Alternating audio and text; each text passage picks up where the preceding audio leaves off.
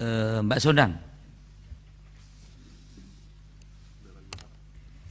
Baik, terima kasih Pak Arya Bima, beserta juga seluruh pimpinan Komisi 6 yang hadir, rekan-rekan anggota Komisi 6 yang saya sangat hormati. Assalamualaikum warahmatullahi wabarakatuh. Yang terhormat para direksi Perum Bulog, RNI, dan juga dari Dirjen Kementerian Perdagangan. Terima kasih atas presentasi yang sudah diberikan pada siang sore hari ini. Pertama saya mau ke Kementerian Perdagangan, Pak. Tadi teman-teman sebenarnya sudah banyak menyampaikan, tetapi saya mau menegaskan kembali apa yang sudah disampaikan teman-teman tadi. Jikalau memberikan data mengenai harga-harga bahan-bahan pangan ataupun komoditi pangan, mohon diberikan kepada kami, jangan yang manis-manisnya. Di sini dibikin adalah deflasi dari bulan Januari ke Februari. Ya mungkin karena sudah ada intervensi yang dilakukan oleh pemerintah akibat dari pengawasan yang dilakukan oleh Komisi 6. Tetapi data yang disajikan harus fair, Pak Oke dan teman-teman Kementerian Perdagangan. Seharusnya tidak man-to-man gitu loh.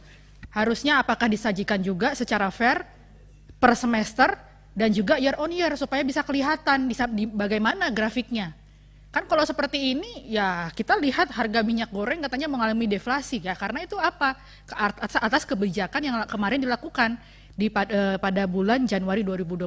Tetapi mohon diberikan datanya secara real supaya kita sama-sama bisa membedah.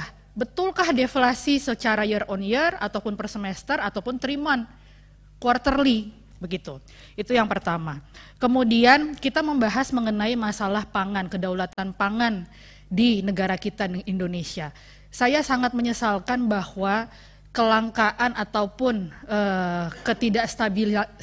ketidakstabilan baik dari sisi ketersediaan bahan pokok, utamanya yang baru-baru ini adalah minyak goreng dan kedelai, serta ketidakstabilan harga itu karena memang saat ini negara tidak menguasai cabang-cabang produksi yang menguasai hajat hidup orang banyak. Kita bisa melihat data bahwa negara melalui BUMN-nya pangan, melalui BUMN pertanian dan perkebunan itu tidak menguasai lahan seperberapanya yang dibandingkan oleh swasta.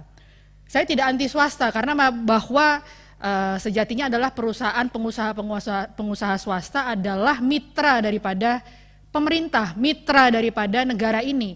Karena tanpa bantuan ataupun kontribusi dari pihak swasta, niscaya memang tidak akan terjadi yang namanya keseimbangan dalam pasar. Tetapi kalaulah saya mengandai-andai kalau kemarin misalnya PTPN yang kita miliki, kemudian perusahaan RNI yang memiliki begitu besarnya lahan yang dikelola, kemudian keberpihakan yang diberikan dan kebijakan-kebijakan supporting yang diberikan oleh Komisi 6 DPR RI kepada BUMN ini dalam meningkatkan daripada produktivitas, efisiensi dan lain sebagainya, mungkin hari ini tidak terjadi seperti ini. Kita dikuasai oleh yang namanya para pelaku usaha yang lebih mayoritas dibandingkan petani dan negara. Itu yang pertama, sehingga akhirnya kita nggak bisa melihat sebenarnya ini peta jalan daripada kebijakan ketahanan pangan kita tuh seperti apa, belum jelas. Kita belum masuk ke arah sana, masih mengawang-awang, sehingga akhirnya kebijakan yang dikeluarkan oleh pemerintah saat ini itu adalah kebijakan-kebijakan yang instan, tidak kebijakan-kebijakan yang berkelanjutan. Dan saya pengen, kami ingin sebagai wakil rakyat dari Komisi 6, dari semua fraksi yang saat ini adalah kami minta kepada pemerintah, kami minta kepada Kementerian Perdagangan, kami minta kepada bapak-bapak selaku pemangku kebijakan di direksi-direksi di BUMN, mohon betul-betul bisa duduk bersama dalam satu forum supaya untuk menetapkan kebijakan roadmap pangan kita itu seperti apa.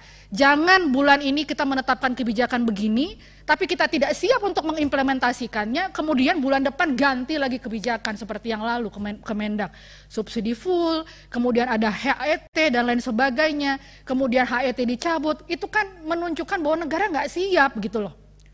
Nah, melalui melakukan pola subsidi, ya itu suatu kebijakan yang instan menurut saya. Subsidi itu adalah merupakan pola kebijakan yang sangat instan. Ya betul, saat ini begitu subsidi dilakukan, kemudian ketersediaan barang banjir dan segala macam, tetapi ternyata pola subsidinya pun tidak tepat sasaran. Karena saya yakin sekali itu akan sangat sulit di-trace. Bagaimana pola subsidi saat ini diberikan dari BPDPKS kepada perusahaan, kemudian distribusinya terlalu kemudian melalui keputusan memperin lagi. Itu sesuatu yang kita melihat bahwa ini bagaimana ya negara kok jadi membuat suatu kebijakan yang carut-marut begitu. Dan kemudian saya sudah berkali-kali menyampaikan di dalam forum-forum rapat Komisi 6 dengan pemerintah, dengan Kemendak dan lain sebagainya, bahwa pola subsidi itu supaya tidak terjadi fraud ataupun kelangkaan lagi nanti kepada bahan-bahan yang sudah ditetapkan oleh pemerintah 14.000, langsung Pak kepada penerima yang memang membutuhkan, yaitu masyarakat kelas bawah secara tunai. Berapa disparitas harganya? Saya sangat ingat sekali ketika BBM disubsidi, bahan bakar minyak itu disubsidi oleh pemerintah dan harga industri itu jauh, kelangkaan BBM itu di mana-mana. Tetapi ketika BBM disubsidi itu kepada betul-betul hanya kelas menengah bawah dan tepat pada sasaran, akhirnya tidak akan lagi ada terjadinya namanya kelangkaan di daerah-daerah. Terjadilah BBM harga satu harga. Sehingga BBM yang disubsidi itu betul-betul adalah BBM yang tidak kepada korporasi. Gitu. Jadi disparitas daripada harga yang saat ini keekonomian dengan harga yang bisa dijangkau oleh masyarakat kelas bawah dan juga UMKM skala ultramikro langsung kepada tunai. Datanya ada kok di Kementerian Sosial, pasti ada. Dan itu akan lebih mudah diawasi. Dan kemudian yang berikutnya adalah mengenai impor. Kita tidak menolak dengan yang namanya impor, tapi ini juga merupakan salah satu kebijakan atau kebijakan yang diambil untuk secara instan. Kita bagaimana melihat bahwa negara kita ini kan negara agraris begitu ya. Ketika misalnya terjadi diberikan kuota impor dan lain sebagainya, kebijakannya itu seringkali tidak berpihak kepada petani, Pak. Sehingga akhirnya petani itu tidak mau lagi menanam. Karena mereka merasa ketika saya menanam, ketika saya merawat, memupuk, memanen itu tidak ada manfaatnya untuk petani. Bagaimana saya mau sampaikan dalam forum ini, diberikan subsidi kepada pupuk, tetapi pupuknya juga nggak ada.